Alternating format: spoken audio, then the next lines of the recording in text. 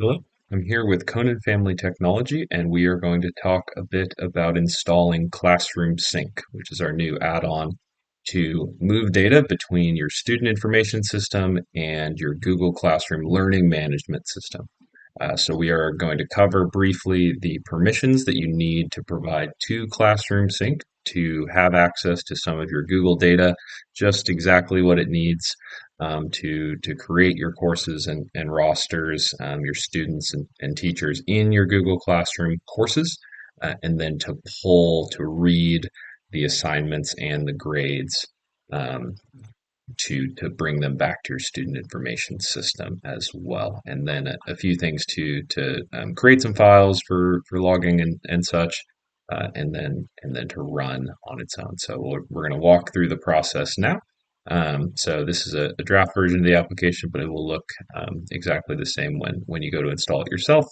And so I'm going to go ahead and walk through the process. Once we're verified, you won't see this message anymore. So we're going to continue on at this point. So first off, just needs to know my name and email. That's standard for every Google application. And here is where we're going to look at the specific permissions that are being requested. So first of all, configuration data is only related to the application itself.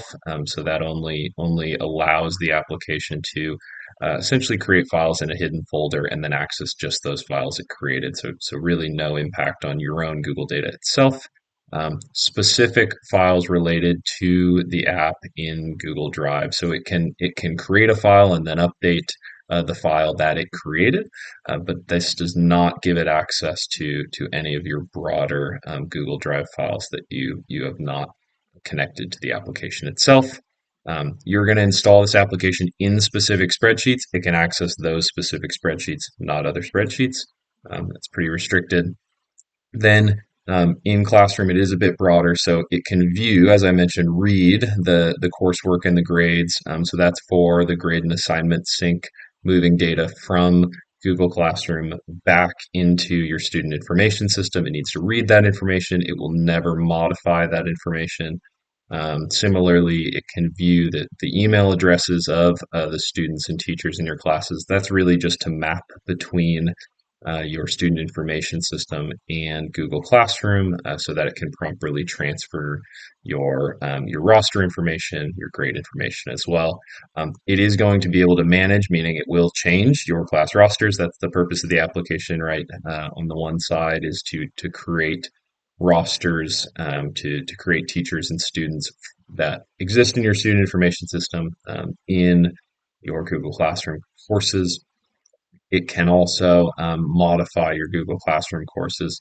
It's not going to delete any of them. There's not an option for us to request just edit and create, so it does have to have delete access as well, but it won't be doing that. It will be creating them and occasionally modifying them. Connecting to an external service, the external services that this connects to primarily would be your student information system, um, will also be just the backend database that it uses, which is also in the Google Cloud ecosystem. So your data is never leaving Google. And the data that's being captured in that database is purely operational for the purpose of the application. It will never be transferred elsewhere or sold or modified. That would all be in violation of Google's terms of service, and we would not be doing that. We also minimize the amount of data that's ever stored there, only what's required for logging, for transparency, so that you can see the information about what actions the application is taking, etc. But things like individual assignment grades, scores, those types of things, you'll see in the application itself. Some of, well, the scores don't, but the applicate or the assignment information would be exported and written to the spreadsheet, but actually never goes back into the database itself. So it's more of an audit log, and then some information just about our subscribers and such to make sure that your subscription's up to date. Emails only go from yourself to yourself. Those are just notifications. It will run when you're not present. That's by design. You want this to set it and forget it. Have it run overnight and in the background, and then it will display a number of prompts and forms that are just critical for the interface of the application. So that's everything we're requesting from you. Um, you will also need an authorized application to interact with your student information system. We're not going to cover that in a lot of detail here because that can be different depending on the student information system you're using, but so long as your student information supports the proper version of the One Roster standard, it will be compatible with the application with our application, so long as you provide it the necessary permissions. So with that, I'm going to allow this. And in the next couple of videos, we'll walk through the actual functionality of the application.